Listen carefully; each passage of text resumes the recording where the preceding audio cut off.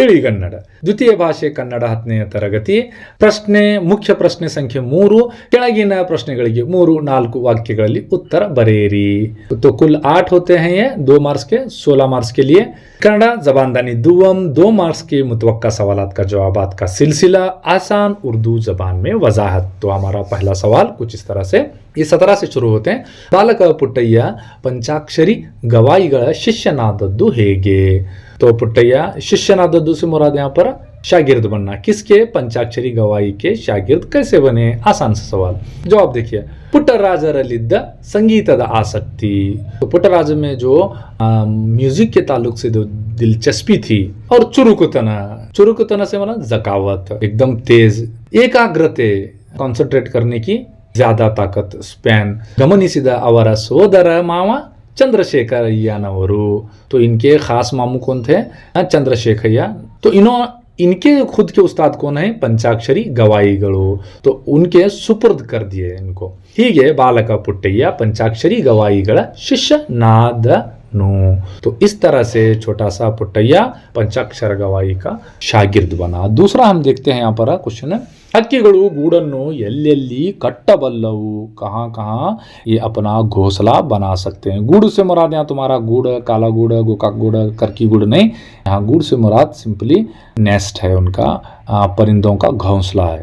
जवाब देखें. उत्तर, हक्किಗಳು ತಮಗಿರುವ ಅಪೂರ್ವವಾದ ಹಾರಾಟ ಶಕ್ತಿಯಿಂದ, तो इनको जो खुदादाद या फितरी तौर पर जो प्रवास करने की अजीम ताकत जो है, इसकी मदद से ये क्या करें? सागर द्वीप से मुराद यहाँ पर समंदर में मौजूद जजायर.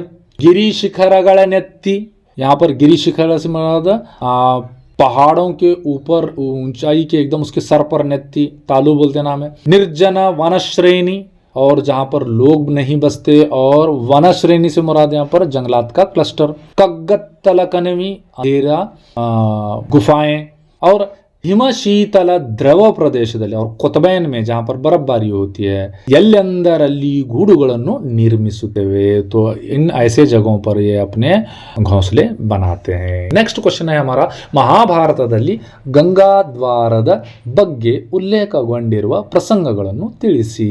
तो महाभारत, रामायण महाभारत आपको मालूम है. महाभारत तो ये क्लासिक्स हैं. तो इसमें से गंगा द्वार का जो, ये गंगा द्वार है नहीं, या गंगा का जो फ्रंट गेट, या यूं कहिए, या तो उसका स्टार्टिंग पॉइंट है, इसका जिक्र कहाँ कहाँ किस किस प्रसंग यानी मौके पर हुआ है? तो इसका जवाब देखिए, सिंपल है. गंगा द्वारದಲ್ಲಿ शंतनुविನ ತಂದೆ प्रदीपनु तपस्या आचरिಸಿದನು. ये एक है, एक प्रसंग एक है कि जो प्रदीप क्या करता है? यहाँ तपस्या करता. दूसरा, ಭರದ್ವಾಜನು ಅಪ್ಸರೆಯಾದ ಧೃತಾಚಿಯನ್ನು ಮೋಹಿಸಿ ದ್ರೋಣಾಚಾರ್ಯನ ಹುಟ್ಟಿಗೆ ಕಾರಣವಾದದ್ದು ಇಲ್ಲಿಯೇ. उसी तरह ये महर्षि, बहुत बड़े ऋषि को है भरद्वाज, यहाँ की जो अप्सरे जो नाचने वाली रहती है ना इंद्र के दरबार में, वो धृताची को क्या है, उससे के ऊपर दिल हारता है. फिर ये क्या करते हैं, इनके से एक जो बच्चा पैदा होता है उसका नाम है द्रोणाचार्य. फिर अर्जुन तीर्थयात्ರೆಯಲ್ಲಿ संदर्भದಲ್ಲಿ वो मजहबी जियारत गायों को गया रहता है गंगा स्नान के लिए. तो वहां पर नहाते वक्त में नागकन्ये उलुचि ಅವನನ್ನು ಕಂಡು ಮೋಹಗೊಂಡು ವರಿಸಿದಳು. फिर वो अर्जुन जब नहाते रहता है तो उस वक्त में नागकन्ये, तो ये आपको नागकन्ये बोले तो मालूम होता है, ये एक हमारे वो दास्ताने वगैरह में रहते हैं ना, वो परा रहता, परी रहती, वैसा ये नागकन्ये. सांप बनते रहती है ना, क्या बोलते हैं जी, विषकन्या, नागकन्या. तो ये उलूची ने उसका नाम, इन्हें क्या करती है, उसे अंदर लेको जाती है. ये बब्बरू आना पिक्चर में बहुत एकदम खुला पिक्चर दिखाया. ಇವು ಮಹಾಭಾರತದಲ್ಲಿ ಗಂಗಾದ್ವಾರದ ಬಗ್ಗೆ ಉಲ್ಲೇಖಗೊಳ್ಳುವ ಪ್ರಸಂಗ. तुम्हें ये कम से 3 क्या है उल्लेख लिखना चाहिए. नेक्स्ट यहाँ पर देखेंगे, ಸಿದ್ಧಾರ್ಥನಿಗೆ ನಾಡಿನ ಅರ್ಥ ತಿಳಿದ ಸಂದರ್ಭವನ್ನು ಕವಿ ಏನೆಂದು ಬಣ್ಣಿಸಿದ್ದಾರೆ. Simple question. तो नाडिन अर्थ से मुराद यहाँ पर ये जो अब शहर का जो मानी, या तो जिंदगी की जो मानी, इसको पता चले कैसा, यानी वो जंगल छोड़कर वापसी आने के बाद में. तो देखो जवाब कितना खूबसूरत अंदाज में दिया गया है. ಸಿದ್ಧಾರ್ಥನಿಗೆ ನಾಡಿನ ಅರ್ಥ ತಿಳಿದ ಸಂದರ್ಭವನ್ನು ಕವಿ ದೂರದಿಂದ ಕೋಗಿಲೆಯ ಹಾಡೊಂದು ಕೇಳಿ ಬಂದಂತೆ तो इसका संदर्भ कितना खूबसूरत बोल रहा है कि दूर से ही कोयल क्या है अपने खुश अस्लूब आवाज दे रही है। बानिनल्ली बेड़ी चुक्की मूडिदंते, बानिनल्ली आसमान, बेड़ी चुक्की से मुराद यहाँ पर सुबह का सितारा, मूडिदंते तो वो अभी अभी ತುಳು हुआ है। ಬೋಧಿ ವೃಕ್ಷದಲ್ಲಿ ಮಹಾಬೆಳಕೊಂದು ಕಂಡಂತೆ ಆಯಿತೆಂದು ಬಣ್ಣಿಸಿದ್ದಾನೆ। तो बोधि वृक्षದಲ್ಲಿ महाबेड़को, ये बोधि वृक्ष आपको मालूम है पेड़ का नाम है। तो इसमें एक अजीम रोशनी दिखाई दी। तो इन 3 या 4 मिसालों के जरिए से बताया गया है। नेक्स्ट क्वेश्चन, कुनगल केरे ನೋಡೋರ್ಗೆ ಹೇಗೆ ಕಾಣುತ್ತಿತ್ತು? तो किस तरह से नजर आता था? देखो कुनगल केरे निंबेय हन्निनंते बीदे, तो कैसा नजर आ रहा है? सबसे पहले रस भरा, यानी जिस तरह से नींबू का आपने देखा होगा कि ये फुल रस भरा रस रहता है। मौसम्बी की तरह, दूसरे फल नारंगी की तरह आधा मादा नहीं रहता, छिलटा ज्यादा नहीं रहता, गुदा नहीं ज्यादा रहता। दूसरा बाड़े हन्निनंते बागिदे, और ये केलों के जो पेड़ होते हैं जब उसके अंदर ये पकने के करीब होते हैं तो और भी ज्यादा झुक जाते हैं। इंತಹ ಕೆರೆಗೆ ಚಂದಿರನು ಬಂದು ಸಂಗಮವಾಗುವ ದೃಶ್ಯ ಹಾಗೂ ಸಂತೆಯಲ್ಲಿ ಹಾದಿಯಲ್ಲಿ ಇರುವ ಕಲ್ಲು ಕಟ್ಟೆಗಳು ಕೆರೆಯ ವೈಭವವನ್ನು ಹೆಚ್ಚಿಸಿವೆ, ನೋಡುವವರಿಗೆ ವೈಭೋಗದಂತೆ ಕಾಣುತ್ತದೆ। और इनके अलावा ऐसा लग रहा है कि चांद क्या है आकर इससे मिल रहा है, संगमवागुವುದು। और उसके बाद में ये जो नज़ारा जो है, जो यहाँ के ये जो तालाब का ऊपर जो संते या कट्टे, यानी मार्केट के जो कट्टे बनाए होते हैं ना मार्केट में, अभी भी देहातों में है, एपीएमसी में है, तो ये कैसे लग रहे हैं ये कट्टे, वो देखने के का दिल मोह ले रहे हैं। नेक्स्ट क्वेश्चन, ಒಡಲು ಒಡೆಯುವಂತೆ ಅರ್ಜುನನು ಮನದಲ್ಲಿ ನಗಲು ಕಾರಣವೇನು? ಒಡಲು ಒಡೆಯುವಂತ सीना फटे जैसा अर्जुन कह के लगा रहा था, नगलो कारणವೇನು? क्यों इतना पड़पड़ खस रहा रे बाबा? वजह देखेंगे। ಅರಮನೆಯ ಹೆಂಗಳೆಯರ ಮುಂದೆ ತನ್ನ ಪ್ರತಾಪ ಪೌರುಷವನ್ನು ಜಂಬಕೊಚ್ಚಿಕೊಳ್ಳುತ್ತಿದ್ದ ಉತ್ತರನು ಶತ್ರು ಸೈನ್ಯಕ್ಕೆ ಹೆದರಿ ತೆರೆಗನ್ನು ಕಟ್ಟಿಕೊಂಡು ಬಿಟ್ಟ ಮಂಡೆಯಲ್ಲಿ ಅಂಜಬುರುಕ ನರಿಯಂತೆ ಓಡುತ್ತಿರುವುದನ್ನು ಕಂಡು ಅರ್ಜುನನು ಒಡಲು ಒಡೆಯುವಂತೆ ನಕ್ಕನು। तो ये कौन ने? उत्तर कुमार क्या कर रहा है? अरमनेय हंगलर, अरमने यहाँ पर महल, उसके जो औरतें हैं, हरम की औरतों के सामने अपना प्रताप पौरुष मर्दान की दिखा रहा था। हजरत ऊंचे फेंक रहे थे, तुम्हें भी हंस करते ना, कौन भी लेडीज 4 जने सुनने लगे को तो ऊंचा फेंकते रहते हैं, इम्प्रेस करने। हजरत इम्प्रेस कर रहे थे। उत्तरनु शत्रु सैन्य के हेदरी, उनको देखने घबराया उन्हें, दुश्मन की जो कौरवर सैन्य को देखने के साथ में। फिर क्या? सेरगन्नु कट्टिकोंडु, लियो हमें औरतां को अत्ता समझते, मर्दा का भी सेरग रहता, देखो साड़ी का पल्लू। बिट्टा मंडेयली, यानी अपने सर को वो किरीट उसका निकल गया था भागने की इसमें गड़बड़ी में, फिर उसके बाल बिखरे हुए थे। अंजुबुर का नरियंते, और खौफजदा नरियंते ओಡುತ್ತಿರುವುದನ್ನು भाग रहा था। देखो सर के बाल बिखरे हुए हैं, औरतों की तरह पल्लू बांधा हुआ है, उस वक्त में उसको वो देखकर अर्जुन को बड़ल वड़े अंते नक्कनो। नेक्स्ट हमारा क्वेश्चन, कಳ್ಳರ ಗುರುವಿನ मन परिवर्तने ಹೇಗೆ ಆಯಿತು? कಳ್ಳರ गुरु कौन? भीमनायक का लीडर कौन?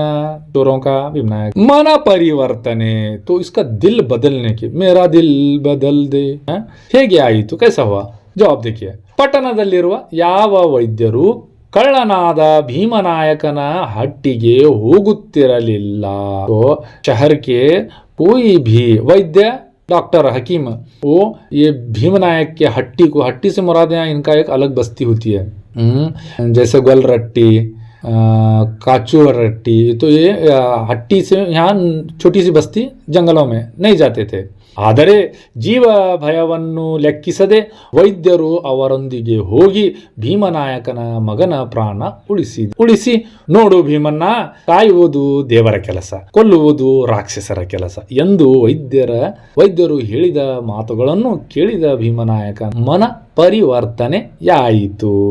तो ये अपने जीवದ ಭಯವನ್ನು, खौफ को छोड़कर वो ಲೆಕ್ಕಿಸದೆ किनके साथ? भीमनायक जो लोगों के साथ में भेजा था ना, उनके साथ में चला गया। और फिर जाने के बाद में बेटे की जान उसने बचाई। फिर कहा ये देखो भीमना, ಕಾಯುವುದು ದೇವರ ಕೆಲಸ, बचाना, तहफ़्फ़ुज़ करना, हिफाजत करना ये परवरदिगार का काम है, और मारना ये असुरों का, राक्षसों का, शैतान का काम है। ಎಂದು ವೈದ್ಯರು ಹೇಳಿದ ಮಾತು ये तेज बाता उसके दिल को बदलने की वजह बने। नेक्स्ट है ತಿರುಳ್ ಕನ್ನಡ ನಾಡು ಯಾವುದು? ये सवाल है श्री विजय का। इसमें देखें कन्नड़ नाडिनल्ली किसुओल पट्टदकल्लु, प्रसिद्ध महाकूपन, यहाँ पर कोप्पड़ जिले हमारा, पुल्लिगेरे, लक्ष्मेश्वर यहाँ मंदिर है ना इनका। तो उसके बाद में ತುತ್ಯವಾದ ವಕ್ಕುಂದ यानी वक्कुंद आज का नಡುವೆ ಇರುವ नाडु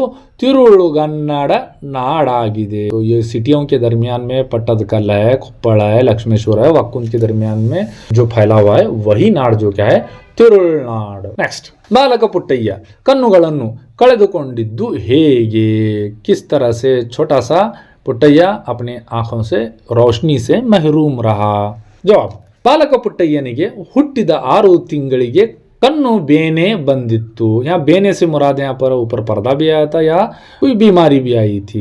6 महीने का बच्चा रहता हुआ ನಾಟಿ ವೈದ್ಯರಿಗೆ ತೋರಿಸಿದಾಗ ಕಣ್ಣಿಗೆ ನಾಯಿ ಮೈಯಲ್ಲಿರುವ ಹುಳುಗಳನ್ನು, ತುನುಸೆ जिसे बोलते हैं हमें, कुत्ते के जिस्म में रहने वाले कीड़ों को क्या करना बोले तो तुम्हें उसकी आंख के पर्दे पर लगाना है, तो आंख पर लगाना, जिसकी वजह से वो पर्दा फट जाएगा। ಹಾಗೆ ಮಾಡುವಾಗ ಕೈಜಾರಿ ಹುಳಗಳು ಇನ್ನು ಬಹುತತ್ತೆ कीड़े लेते वो हाथ स्लिप होको कहाँ पड़े, सीधा ಕಣ್ಣಿನಲ್ಲಿ ಬಿದ್ದವು, आंखों में गिरे। तो इसका असर ये हुआ ಅವು ಪರಿಯ ಹರಿಯುವುದರ ಬದಲು ಗುಡ್ಡಿನ हरिदु बिट्टವು। वो हमारा जो रेटिना है देखने का जो ब्लैकिश है उसी को ही फाड़ दिया इसने, दीदे को। ಪುಟ್ಟರಾಜರು ಕಣ್ಣುಗಳನ್ನು ಕಳೆದುಕೊಂಡರು। इस तरह से ये अपने से महरूम हो गए। नेक्स्ट है क्वेश्चन हमारा, हक्किಗಳು ಗೂಡನ್ನು ಯಾವ ರೀತಿ ಅಲಂಕರಿಸುತ್ತವೆ? अपना घोंसला कैसा, किस तरह से ये डेकोरेशन करते हैं, ज़ेबाइश करते हैं, सजाते हैं? उत्तर हक्किಗಳಲ್ಲಿರುವ विपरीतवाद अलंकार प्रज्ञे ಇದೆ। तो परिंदों में भी ये सजने धजने का या तो सजाने का विपरीत, हद से ज्यादा इसका ಶೌರ್ है, ಪ್ರಜ್ಞೆ ಶೌರ್।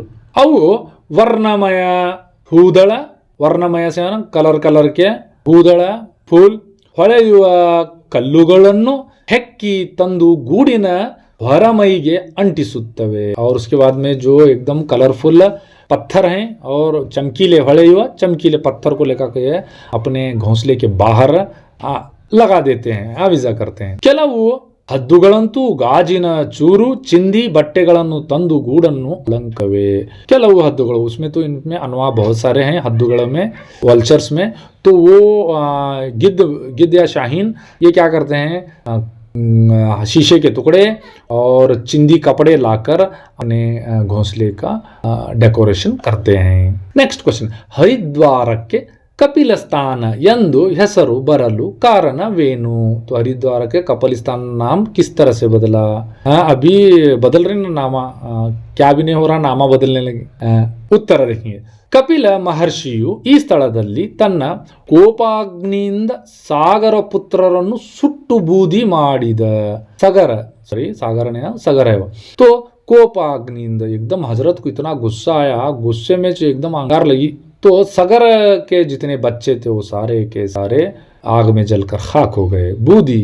सगर ವಂಶದ ಭಗೀರಥನು ತನ್ನ ಪಿತೃಗಳಿಗೆ ಸದ್ಗತಿಯನ್ನು ಕಾಣಿಸಲು ಗಂಗೆಯನ್ನು ತಂದು ಹರಿಸಿದನಂತೆ, ಆದ್ದರಿಂದ ಈ ಸ್ಥಳಕ್ಕೆ ಕಪಿಲಸ್ಥಾನ ಎಂದು ಹೆಸರು ಬಂದಿತು।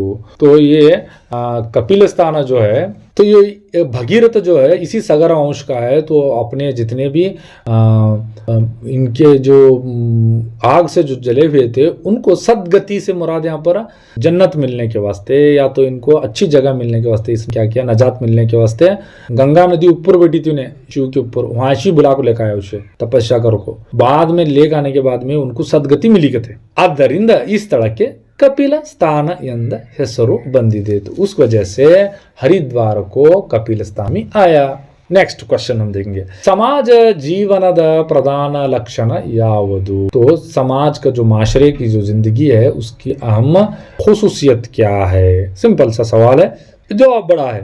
उत्तर, ಒಬ್ಬರು ಇನ್ನೊಬ್ಬರ ಬಳಿಗೆ ಹೋಗಬೇಕಾಗಿ ಬರುವುದು समाज जीवनದ प्रधान ಒಬ್ಬರು ಇನ್ನೊಬ್ಬರಿಗೆ यानी लाजिम और मुलजिम हम एक दूसरे के पास जाना लाजमी हो जाता है ಚಿಕ್ಕ ಅಥವಾ ದೊಡ್ಡ ಬೇಡಿಕೆಯೊಂದಿಗೆ ಹೋಗಬಹುದು हमारी जो मांग तलब क्या है छोटी या बड़ी भी हो सकती है स्वार्थक्ಕಾಗಿ ಇಲ್ಲವೇ ಕರ್ತವ್ಯ ನಿರ್ವಹಣೆಗಾಗಿ ಹೋಗಬಹುದು तो हम अपने स्वार्थ यानी सेल्फिश बोलते हैं ना गरज के लिए अपनी गरज के लिए या तो हमारे कोई अहम काम के लिए हम भी जा सकते हैं जैसे मिसाल के तौर पर ಉದಾಹರಣೆಗೆ ಅಂಗಡಿಗೆ ಗ್ರಾಹಕರು ಹೋಗುತ್ತಾರೆ ರೋಗಿಗಳು ವೈದ್ಯರ ಬಳಿ ಹೋಗುತ್ತಾರೆ ಕಕ್ಷಿದಾರರು ವಕೀಲರ ಬಳಿ ಹೋಗುತ್ತಾರೆ ಜನರು ಅಧಿಕಾರ ಬಳಿ ಹೋಗುತ್ತಾರೆ ಟಿಕೆಟ್ ಕೇಳಲು ಕಂಡಕ್ಟರ್ ಹತ್ತಿರ ಹೋಗಬೇಕು ದೂರು ಕೊಡಲು कंप्लेंट देने ಪೊಲೀಸರ ಹತ್ತಿರ जाना पड़ता है ಬಟ್ಟೆ ಹೊಲಿಸಲು ಟೇಲರ್ के पास जाना पड़ता है ಹೀಗೆ ಒಬ್ಬರು ಇನ್ನೊಬ್ಬರ ಬಳಿ ಹೋಗದೆ ಜೀವನ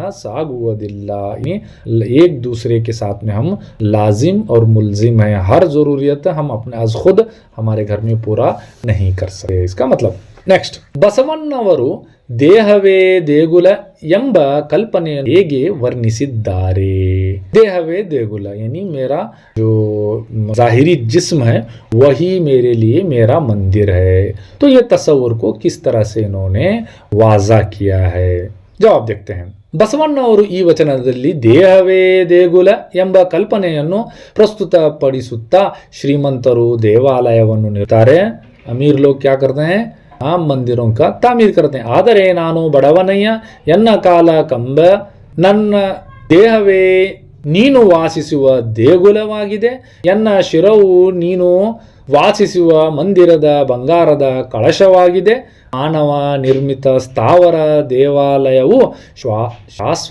शाश्वतवादद्दल्ला तो इनका मतलब कि हम मेरा जिस्म ही क्या है आपकी रहने की जगह यानी वो खुदा को कर रहा है कि आपकी रहने की जगह कूड़ल संगम देवा को कह रहा है कि तुम्हारी रहने की जगह मेरा सर क्या है आपकी रहने की जगह तो उसके बाद में कहता है कि ये लोग जो देवालय जो बनाए हैं इनको एक दिन क्या है ಅಳಿದು ಹೋಗುತ್ತದೆ ये खत्म हो जाएंगे ನನ್ನ ಅಂತರಾತ್ಮದಲ್ಲಿ ವಾಸವಾಗಿರುವ ನೀನು ನನ್ನಲ್ಲಿ ಶಾಶ್ವತವಾಗಿರುವೆ अंतरात्मा से मुराद हमारे रूह में जहनों में दिलों में अंतरात्मा से मुराद रूह तो आप हमारे रूहों में बस गए हैं और आप हमेशा वहां रहेंगे ಎನ್ನುವ ಮೂಲಕ ಬಸವಣ್ಣವರು ಆಡಂಬರದ ಪೂಜೆ ಮತ್ತು ಭಕ್ತಿಯನ್ನು ಖಂಡಿಸುತ್ತಾರೆ तो इस तरह बसवಣ್ಣವರು आडंबर से मतलब दिखावे वाला पूजा करने का तुमने मालूम चाहिए तो तुम्हें क्या इसमें दो राय नहीं घंटी लेको बजाती तुझे पूजा करते हैं तो भक्तिಯನ್ನು ಖಂಡಿಸುತ್ತೆ इस किस्म की जो पूजा पाठ है